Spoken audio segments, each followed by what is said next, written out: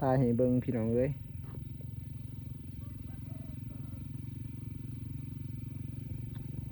ให้หน้าหยอดเข่าวานเอาแล้วปีนี้คนขี่ขาดเห็ดหน้าเขาเห็ดจังสีแล้วคนดูเขาบ่เห็ดดอกเขาดำเอาคนขี่ขาดก็เห็ดเขาหยอดเอาได้เด้อบ้านไป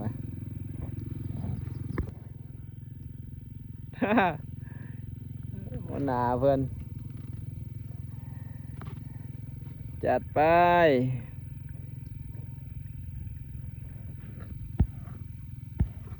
เอานี่ละจักให้1 2 3 4 5 6 7 8 9 10 11 12 13 14 15ให้ยอดเขาสอบ15ให้สอบได้15ให้เรียกวานเอาเลยคันหยอดในไลฟ์กว่านี้อีกเศร้าเดี๋ยวสิพาไปเบิ่งเขาบอลทีมันคือว่าได้แล้วเนาะโอเคมาบ่มีดอกเงินทองให้เจ้าได้จับได้ใจ บักโศกเงินว่าคนเห็ดหน้าม้ากินเขาโซขึ้นมาไหมขึ้นนอนสัมพัญญานี่มึงบ้าเขาขาดโดนลมโดนตายเอาตอนนี้ตกตะกะเพื่อพี่น้องเลย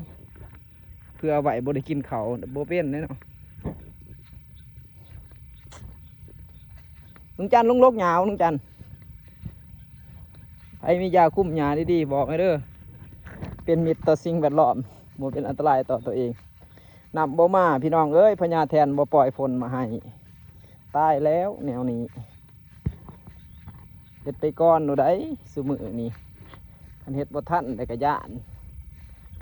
สิบ่สูงบันไดเนาะสบายดีผู้สาวไผนี่ผู้สาวมาดำหน้าซอยหลานสาวคนงามมาตัวนี้เด้อพี่น้องเด้อหัวหน้า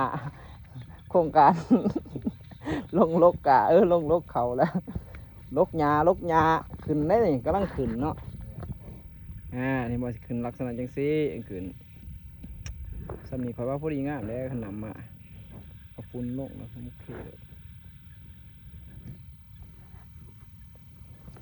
เอาไผมีไอเดียดีๆแหลกเปลี่ยนความคิดความเห็นคือเก่าเช่นเคยเด้อทุกท่านทุกคนสุขุมะเฮาปีนี้ใส่ระบบหยอดเอาผู้ใดมีไอเดียพัฒนาเกษตรยุคใหม่จัดไปนี่ให้หน้าเขาใส่ระบบหยอดเอาเนาะเครื่องหยอดเท่าลงไปลมผมนี่ตัวหยอดก็สิเป็นพันเป็นแถวอยู่ได้ไอ้มลุงจันเป็นแถวอยู่เนาะหญ้าเพิ่นได้เกิดร้ายเนาะมีต้นเขาเกิดโอ้ยช่วงนี้